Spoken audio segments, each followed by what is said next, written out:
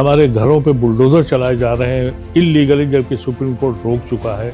आज हम मुसलमान फेस कर रहे हैं, हमारी जो औकाफ की ज़मीनें हैं अभी मुकदमे चल रहे हैं और बुलडोजर चल जाता है उसमें। ये सरकार खास अंदाज से काम करती है जो उससे पहले हमें इसका तजुर्बा नहीं है। उन्होंने कहा कि हम जो आपने इश्यूज दिए हैं हम उससे सहमत हैं और हम इसको रिव्यू करेंगे, कोशिश करेंगे कि कोई कमी न रह जाए, ये भी कोशिश करेंगे कि किसी को कोई नुकसान ना हो और हम अपनी मिनिस्ट्री से कंसल्ट करेंगे।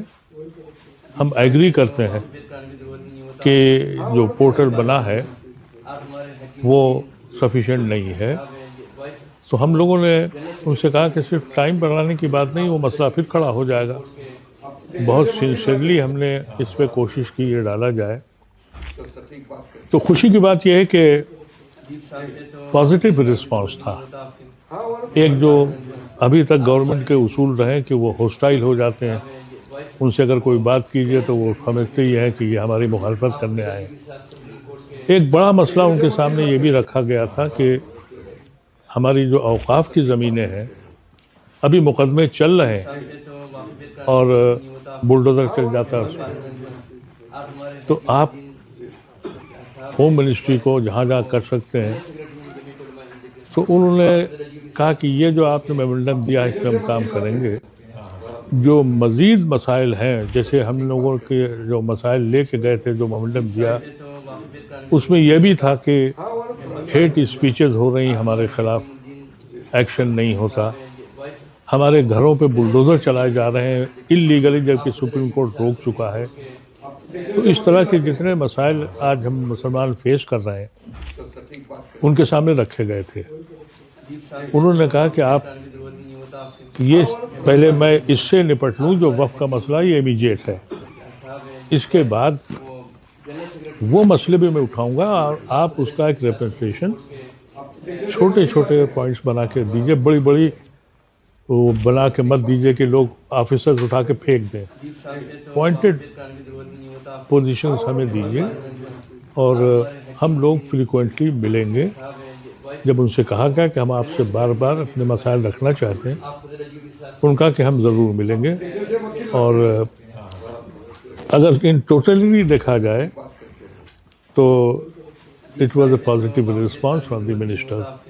आई होप कि whatever he said he will implement it. BJP की वर्किंग का तो हम अंदाज़ा नहीं है, हमें तो कहा तो ये जाता है कि बीजेपी का वर्किंग का सिर्फ एक सेंट्रल पॉइंट वही फैसला करता है, ये हम सुनते हैं। लेकिन अगर जमहूरियत के हिसाब से देखें तो जो भी इश्यूज उनके सामने रखे गए वो उनके मंत्रालय से मुताल्लिक था, और अगर उनके मंत्रालय के मुताल्लिक थे तो उन्हीं के हाथ में है। हम अभी तो यही अज्यूम करेंगे कि एक परसेप्शन है कि हर मंत्री अपने मसाइल खुद हल करता है। अगर ऐसा है तो हम समझते हैं कि हमें हमारे मसाइल सुने जाएंगे। लेकिन कहा यह जाता है कि ये सरकार एक ख़ास अंदाज से काम करती है जो उससे पहले हमें इसका तजुर्बा नहीं है। तो हम ये समझते हैं कि हमें फ़िलहाल यकीन करना चाहिए। सुप्रीम कोर्ट के रिजेक्शन के बाद हमारे पास ऑप्शन क्या था? पहले personal law board supreme court गया, सुप्रीम कोर्ट ने हमारी दरख्वास्त को रिजेक्ट कर दिया। हमारे पास एक आखिरी ऑप्शन था कि हम मिनिस्टर कंसर्न से बात करें, और मिनिस्टर कंसर्न से इसीलिए मिलने गए थे कि अब हमारे पास कोई दूसरा ऑप्शन नहीं था।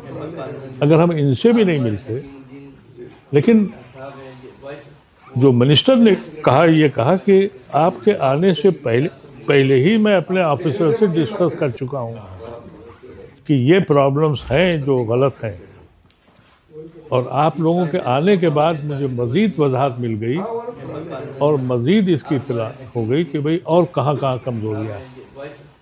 तो इन टोटलिटी उन्होंने कहा कि अब मैं इस पे पूरा काम करूँगा और बहुत जल्दी आपको इसकी रेमेडी ढूंढ के दूंगा। जो member of parliament, Muslim member of parliament जिनको शिरकत करनी थी, क्योंकि उस वक्त हाउस चल रहा था और वो हाउस से निकल नहीं सके, लेकिन चंद्रशेखर आ गए थे और 2-3 और मुस्लिम एमपीज पहुंच गए थे।